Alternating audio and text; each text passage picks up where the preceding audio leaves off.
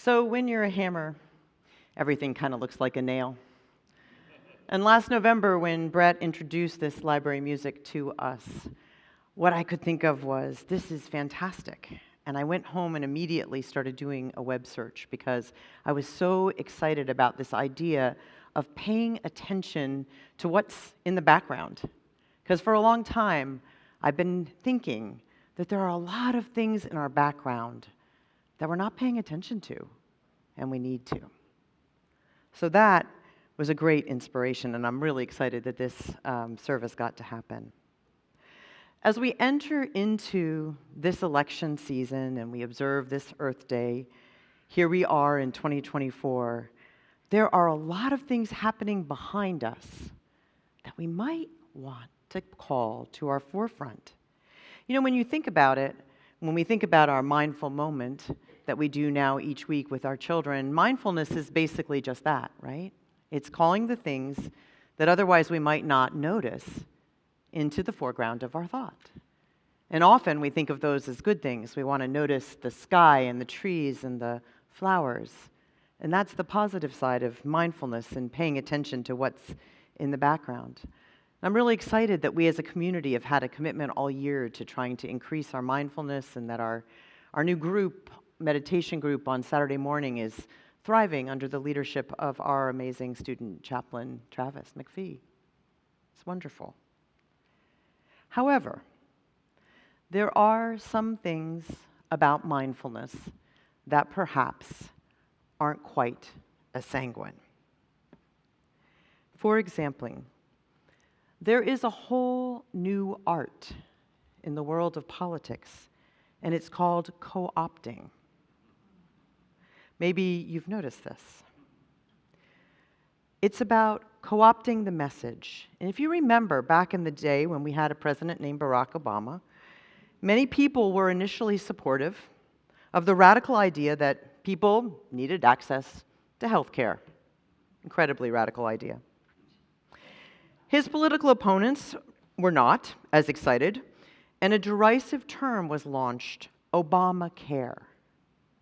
The idea was to play on the fears that many had about this particular president's race and his inclusive politics, which many of us, including myself, shared. But this idea of Obamacare was turned on its head yet again, because it turns out that Barack Obama is pretty good at spinning a message back.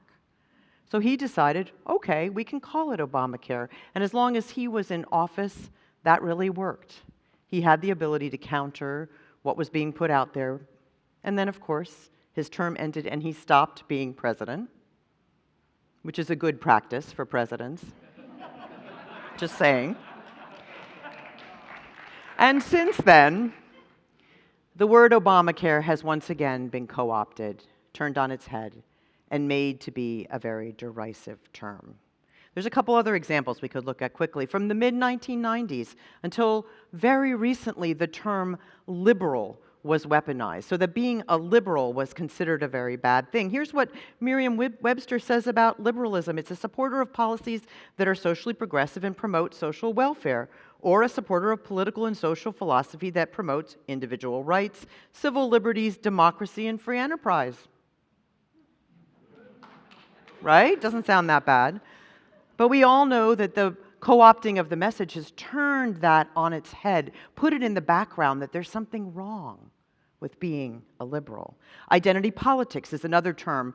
We had a very spirited conversation in our Wednesday night ministers class about this. It comes from a theory that was developed by Black feminists to talk about the ways that they could come together to enact actions they couldn't do alone because of where they were positioned in society. And it was taken up by others who were involved in what we now know as collective liberation. That idea that none of us are free until all of us are free. Again, not that difficult of an idea. But the idea of identity politics, when we hear it, or even when we think about it, because of the background that we're in, it feels kind of ominous. It feels like something is coming to get us. The Detroit public radio station, WDET, did an interesting piece on how the word woke became co-opted and then weaponized. This was actually first used by the Black community to talk about The fact that sometimes people will go along just trying to swim in the world that they're in and not think about the systemic conditions that change their interaction with that world.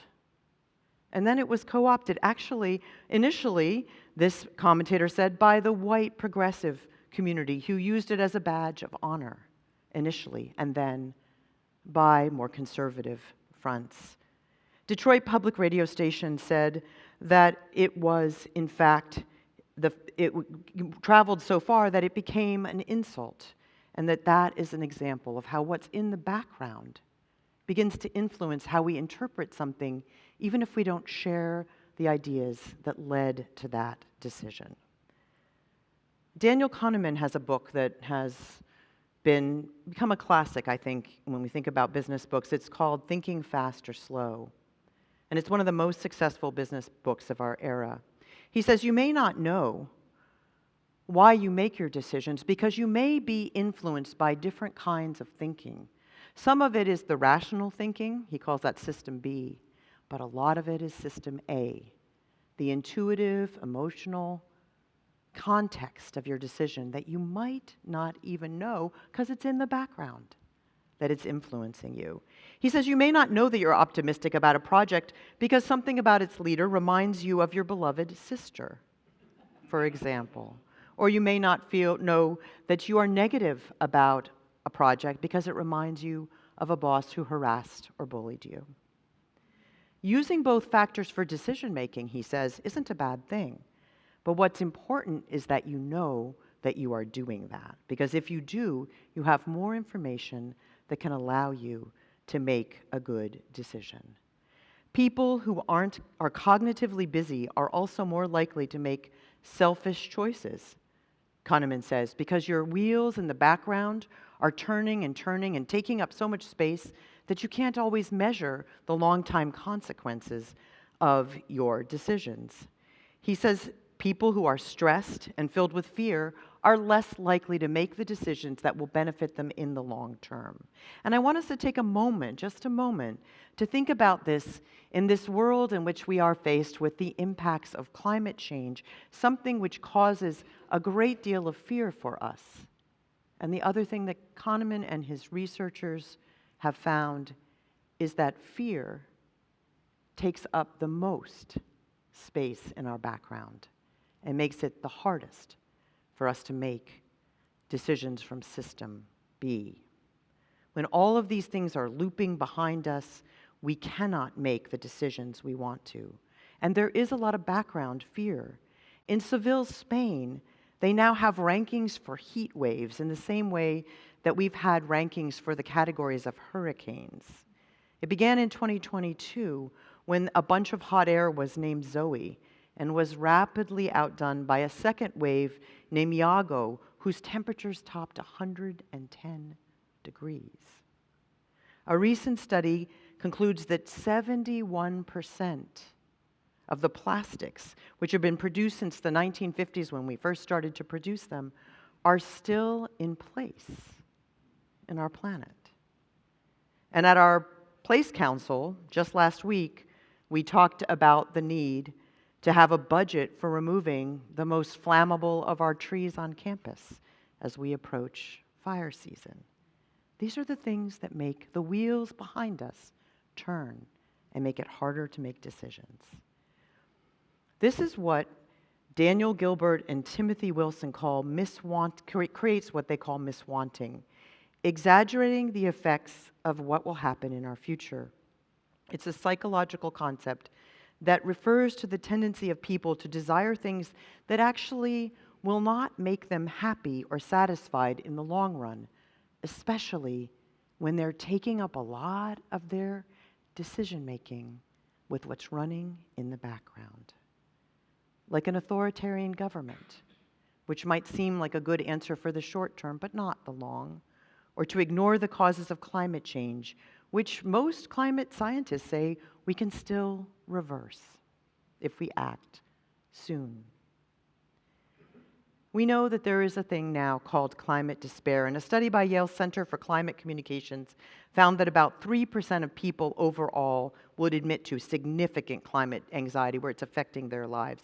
10% of those who are Latinx or Hispanic already experience that, and 4% of those who are Gen Z or millennials.